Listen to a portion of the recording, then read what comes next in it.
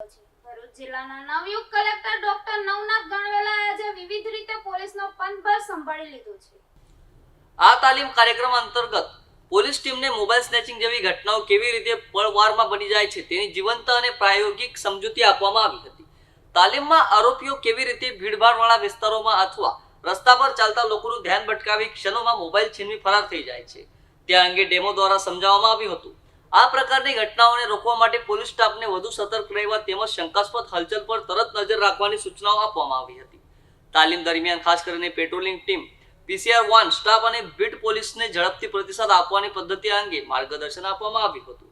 બનાવ બનતા જ કેવી રીતે આરોપીઓની દિશા, વાહન અને હુલિયાના આધારે તાત્કાલિક નાકાબંધી ગોઠવવી તેમજ સીસીટીવી ફૂટેજના આધારે ઝડપથી તપાસ આગળ વધારવાની તેની વિગતવાર સમજ આપવામાં આવી હતી।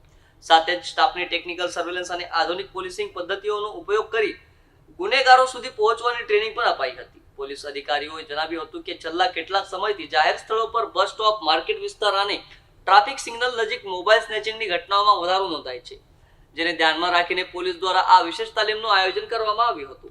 તમારા દ્વારા મોબાઈલ સ્કેચિંગ કરવામાં શું છે?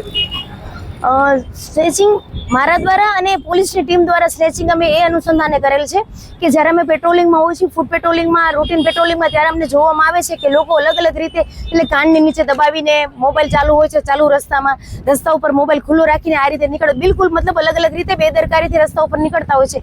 એની આસપાસ શું થઈ રહ્યું છે એને ખ્યાલ નથી હોતો। અને સ્નેચરો જે છે એ જેમ વિડીયોમાં બતાવ્યું, આપણે ડેમો બતાવ્યું એ રીતે ઇઝીલી એના મોબાઈલ સ્નેચ કરીને જતા રહીએ છીએ।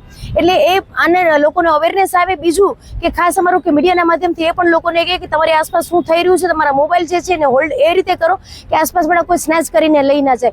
ઉપરાંત તમે આ ડેમો દરમિયાન એ પણ જોયું કે જ્યારે સ્નેચ કરીને જે પોલીસ જે છે કે સ્નેચરના સ્વાંગમાં હતી અને લઈ જાય છે તો આસપાસવાળા ન તો કોઈ નોટિસ કરે છે, બાજુમાંથી નીકળતા માણસ કોઈ નોટિસ બી નથી કરતા અને એને મદદ કરવાનો પણ પ્રયત્ન નથી કરતા। એટલે જનતાને મારે એ પણ અપીલ છે ક્યારેક આવો કંઈ બનાવ બને તો એના વ્હીકલના નંબર લઈ લે, એની પાછળ થોડો પીછો કરવાનો પ્રયત્ન પણ કરે। જ્યારે બે ચાર લોકો છે તો એ રીતે તો આવી અવેરનેસ અને થોડીક સાવચેતી રાખીએ તો આ સ્નેચરોને છે ને કોઈ ચાન્સ ન મળે અને આ સ્નેચિંગથી આપણે બચી શકીએ।